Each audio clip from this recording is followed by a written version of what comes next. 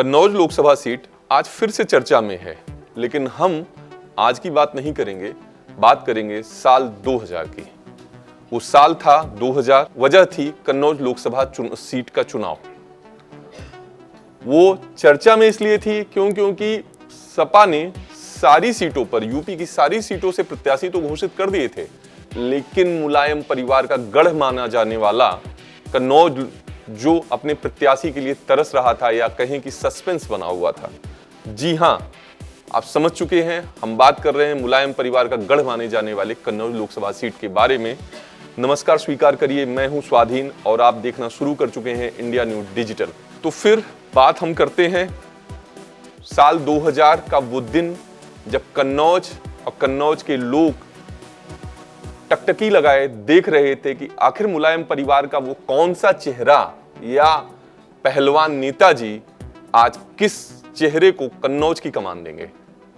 जनसभा का मंच तैयार था, मुलायम सिंह तैयार थे और सपा के ढेर सारे बड़े लीडर, जिनको खुद नहीं पता था कि आज मुलायम सिंह किसको पटखनी देंगे।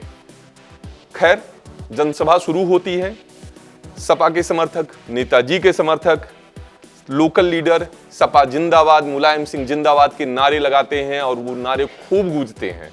तभी अपने चिरपरिचित अंदाज में मुलायम सिंह यादव ने मंच संभाला और माइक भी। माइक को संभालते ही अपने अंदाज में मुलायम सिंह ने सिर्फ एक लाइन कही, मैं एक नौजवान का हाथ थामे हूं और उस नौजवान को आपके भरोसे छोड़ करके जा रहा हूं, उसे लोकसभा का चुनाव जिता देना। कहने के लिए काफी है कि वो नौजवान कौन था।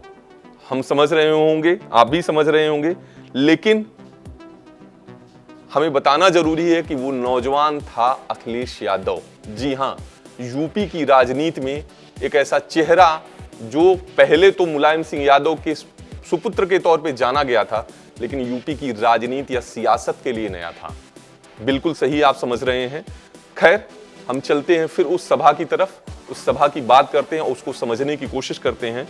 मुलायम सिंह ने जैसे ही हाथ थामा, तालियों की गड़गड़ाहट से लोग समझ चुके थे, तालियों की गड़गड़ाहट शुरू हो गई थी और वो चेहरा मंच पर सपा सुप्रीमो मुलायम सिंह यादव के बराबर खड़ा था। वो नौजवान था अखिलेश यादव, जिसके बारे में उस वक्त के जानकार बताते हैं कि किसी को ये इल्म ही नहीं था, न मालूम था कि मुलायम सिंह जो अपने दाव पेच को लेकर के लोगों को चौंकाते रहते हैं, इतना बड़ा दाव खेल जाएंगे। उसकी वजह थी कि अखिलेश यादव के बारे में कोई सुगबुगाहट नहीं थी। उन दिनों सपा के बड़े नेता ये मानते थे कि अखिलेश यादव राजनीति के लिए, खास तौर पे यूपी की राजनीति के लिए मैच्योर नहीं थे, राजनीति में नए थे। उनके भाषणों में नेताजी के भाषणों की तरह उतनी पैनी धार भी नहीं थी। लेकिन वो कहते हैं ना कि नेताजी तो नेताजी हैं। नेताजी ने लोगों से अपील की, कहने के लिए काफी थी कि वो अपील सपा के कुनबे के लिए भी थी, वो अपील सपा पार्टी के लिए भी थी, सपा दल के लिए भी थी। नेताजी के इतना कहते ही लोगों ने समझ लिया कि इस बार हमें कन्नौज से अखिलेश यादव को जिताना है। उस साल अखिलेश यादव राजनीति में कदम रखते हैं और एक सफल पारी की शुरुआत करते हैं और जीत करके भी आते हैं। उसके बाद 2004, 2009 में भी उन्होंने जीत दर्ज की। फिर आया साल 2012 का विधानसभा चुनाव। लोगों को समझ में आ चुका था, लेकिन लोग ये नहीं समझ रहे थे कि सपा सुप्रीमो जो अखिलेश यादव के विरोध को लेकर के अपने घर, अपने कुनबे और अपनी पार्टी में भी नेताजी झेल रहे थे, वो अचानक से अखिलेश यादव को देश के सबसे बड़े सूबे की कमान भी सौंप देंगे। हुआ वही, मुलायम सिंह ने तय कर लिया था और कहा भी जाता है कि अगर मुलायम सिंह नेताजी ने कुछ तय कर लिया तो करके ही मानेंगे। उन्होंने तय किया।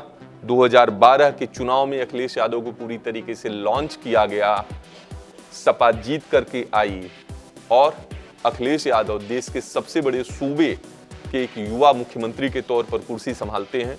उसके बाद का इतिहास, उसके बाद का काल दर्शकों आप सभी जानते हैं, वो बताने की जरूरत नहीं है। ये जानकारी आपको कैसी लगी बताइएगा जरूर इस वीडियो के माध्यम से लाइक और कमेंट करके। नमस्कार।